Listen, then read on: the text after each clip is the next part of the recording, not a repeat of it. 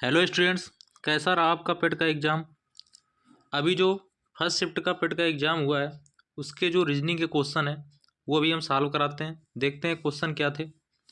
देखते हैं। तो ये कह रहा है एक निश्चित कूट भाषा में ये इसको दर्शाता है, यानी कि मैथमेटिकल ऑपरेशन का क्वेश्चन है। सीधे क्वेश्चन पे आते हैं। देखो 8900 फिर ये लगा है। इस पर देखो क्या कह रहा है, ये कह रहा है भाजक को दर्शाता है, यानी यहाँ पर क्या लगेगा, भाग लगेगा। फिर ये चिन्ह किसको दर्शाता है, माइनस को दर्शाता है। फिर ये थीटा किसको दर्शाता है, इनटू को। फिर ये किसको दर्शाता है, माइनस को। और ये किसको दर्शाता है, भाजक को। ठीक है, सबको पता होगा पहले क्या सॉल्व किया जाता है, भाग सॉल्व किया जाता है। तो भैया जब ये भाग सॉल्व करोगे तो ये डबल जीरो से डबल जीरो कैंसिल हो जाएंगे, यानी यहाँ पर रिजल्ट क्या बचेगा, 89 बचेगा। फिर क्या लगा है, माइनस। फिर इसके बाद सॉल्व होगा हमारा इनटू। तो 5 × 4 ये कितना आ जाएगा, 20 आ जाएगा। यहाँ भी देखो ये माइनस था, ये भाग सॉल्व करके क्या देगा हमें, 11 का भाग इसमें दोगे 11 आ जाएगा। तो 89 ये था, और ये दोनों कितने हो जाएंगे, 31। सॉल्व करोगे तो रिजल्ट कितने आने वाला है, 58 यानी 58। कौन सा ऑप्शन, फर्स्ट ऑप्शन सही हो जाएगा। क्लियर है। सेकंड क्वेश्चन देखते हैं भाई हम। रीजनिंग का क्वेश्चन क्या था, सेकंड क्वेश्चन हमारा सीरीज से था। ठीक है, सीरीज से क्वेश्चन था, इजी क्वेश्चन था काफ़ी। लेकिन सीरीज में इसने ये नहीं पूछा था क्या आएगा, वो देखो कह रहा है संख्याओं के दिए गए क्रम में से गलत संख्या ज्ञात करें। बता रहे हैं कि बार बार हर एग्जामिनेशन यही पूछ रहा है, गलत संख्या। थोड़ा सा उसने अपडेट किया है अपने आप को। तो देखो सीक्वेंस है 582, 605, फिर 588, 611। देखो नंबर बढ़ रहे हैं घट रहे हैं, तो देखते हैं क्या हो पा रहा है। 582 से अगर हम 605 की ओर जाते हैं तो हमें दिख रहा है कि ये हो क्या रहा है, 23 बढ़ रहा है। क्या हो रहा है, 23 बढ़ रहा है।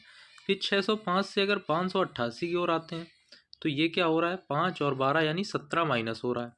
ठीक है। फिर देखो 588 से अगर 611 की ओर जाओगे तो 12 और 11 फिर से 23 बढ़ा। फिर से क्या हुआ, 23 बढ़ा। यानी अब क्या नंबर होना चाहिए, माइनस होना चाहिए कितना, 17।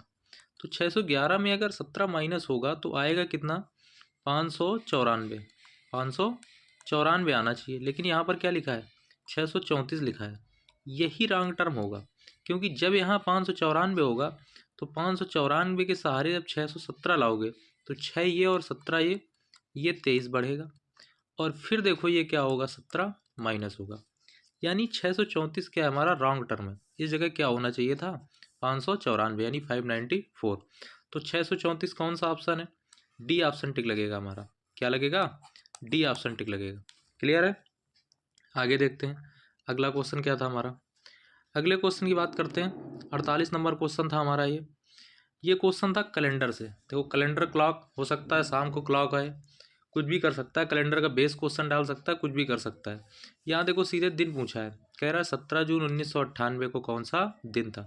तो हमने देखो यहाँ फॉर्मूला बता रखा है, क्या होता है, डेट प्लस मंथ यानी महीने का code, plus year, plus leap, plus century, और होल अपान 7। ठीक। अब देखो मंथ के कोड हमने ध्यान दिलाए थे, एक बार फिर से देख लेते हैं। मंथ के कोड होते हैं 144, 025, 036, 146। जिसका भी है अभी सेकेंड शिफ्ट में वो देख सकता है। ठीक है, ये कब होता है, साधारण वर्षों में। ठीक है। लीप में कोड क्या होता है, सिर्फ जनवरी और फरवरी का चेंज होता है। वो एक एक घटकर एक की जगह 0 हो जाता है, 4 की जगह 3 हो जाता है, बाकी सब क्या रहता है हमारा, सेम रहता है।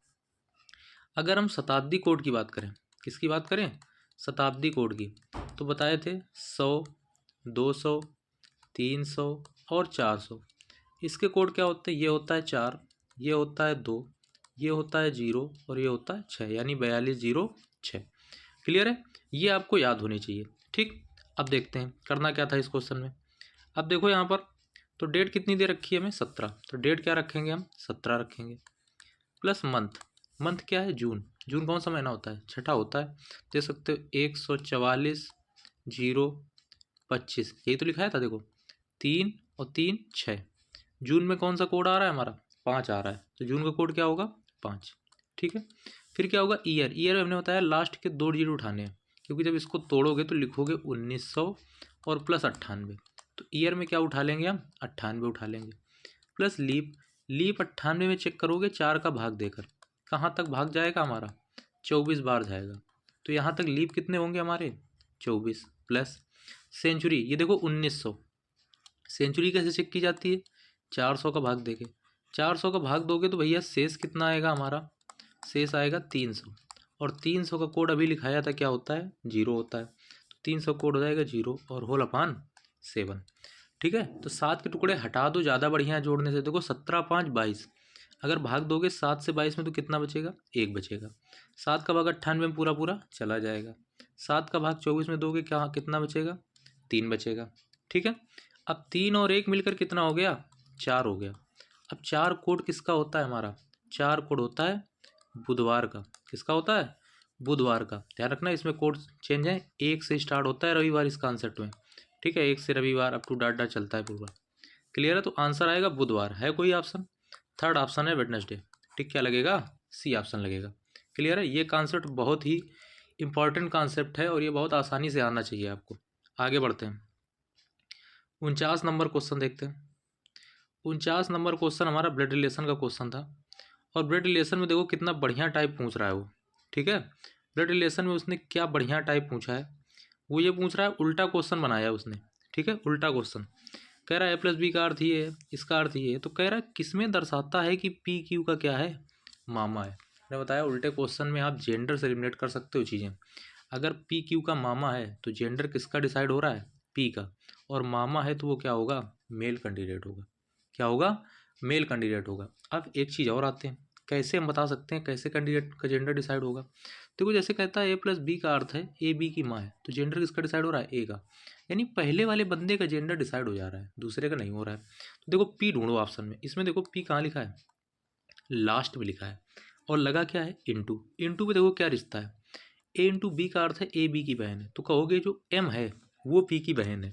लेकिन क्या P का जेंडर डिसाइड हो पा रहा है इसमें, नहीं हो पा रहा है। यानी ये आंसर गलत हुआ, सीधे ही गलत हुआ, क्योंकि P का जेंडर ही नहीं डिसाइड है। आगे देखो, इसमें देखो फिर कहानी, P कहाँ लिखा है, लास्ट में लिखा है। और अगर बंदा लास्ट में लिखा है, लास्ट का जेंडर तभी डिसाइड होता है जब लास्ट में क्या हो, पति पत्नी का रिश्ता हो, अदरवाइज जेंडर डिसाइड नहीं होगा। तो ये भी गया। देखो कितनी आसानी से क्वेश्चन हो रहा है। तीसरे में देखो P पहले लिखा है, जेंडर डिसाइड होगा। लेकिन देखो P+S लिखा है, प्लस पे क्या है, A+B का अर्थ है AB की माँ है। तो इसमें तुम क्या बोलोगे कि P जो है वो S की माँ है। तो P अगर S की माँ है तो P का जेंडर हो जाएगा फीमेल, जबकि P हमें चाहिए क्या, मेल कैंडिडेट। तो भैया ये भी गया।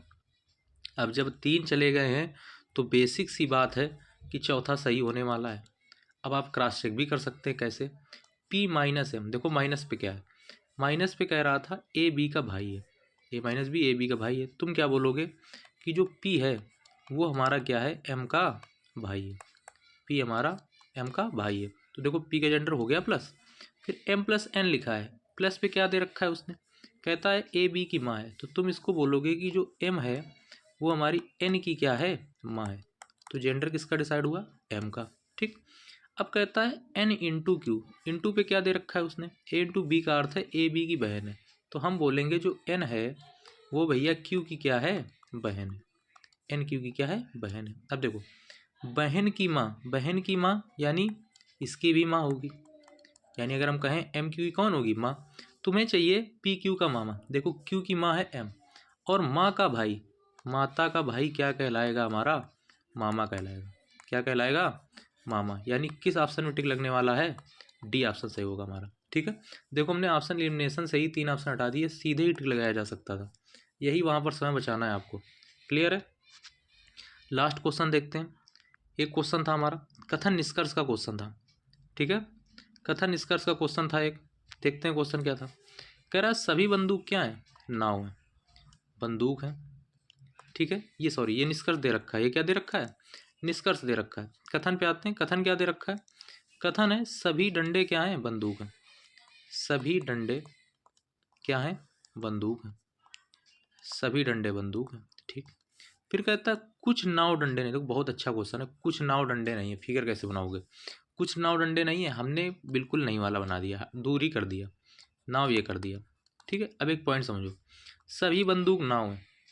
जब नाव डंडे का रिश्ता नहीं है तो सभी बंदूक नाव कैसे हो सकती है, क्योंकि जब इसके अंदर जो है उसका उससे रिश्ता नहीं है, यानी ये तो साफ साफ गलत होने वाला है। क्लियर है, फिर कहता है कुछ नाव बंदूक नहीं है। कुछ नाव बंदूक नहीं है। देखो वहाँ था कुछ नाव डंडे नहीं है, कुछ नाव डंडे नहीं है, दूसरी भाषा में कुछ डंडे नाव नहीं है, कुछ डंडे नाव नहीं है। तो अगर नहीं है तो कुछ ऐसी नाव होंगी जो बंदूक नहीं होंगी, और वो नाव कौन होंगी, वो डंडे होंगे, क्योंकि कुछ डंडे नाव नहीं है। तो वही डंडे जो नाव नहीं है वही की नावें क्या नहीं होंगी, बंदूक नहीं होंगी। काफ़ी लड़के इस क्वेश्चन को गलत करके आए होंगे, उनको लग रहा होगा कि दोनों गलत हैं, जबकि दूसरा क्या है, सही है। दूसरा क्या है, सही है। यहाँ पर टिक क्या लगेगा, यहाँ लगेगा हमारा बी ऑप्शन टिक। क्या टिक लगने वाला है, बी ऑप्शन। काफ़ी देखा जाए तो इजी भी नहीं था ये क्वेश्चन, काफ़ी अच्छे लेवल का था। क्लियर है। तो बाकी सेकंड शिफ्ट जैसे ही होगी उसका भी रिव्यू आपको कराएंगे। ये अगर वीडियो अच्छा लगा हो तो आप देख के पेपर देने जाएं और बाकी फ्रेंड्स को भी शेयर करें। बाकी मिलते हैं नेक्स्ट वीडियो में।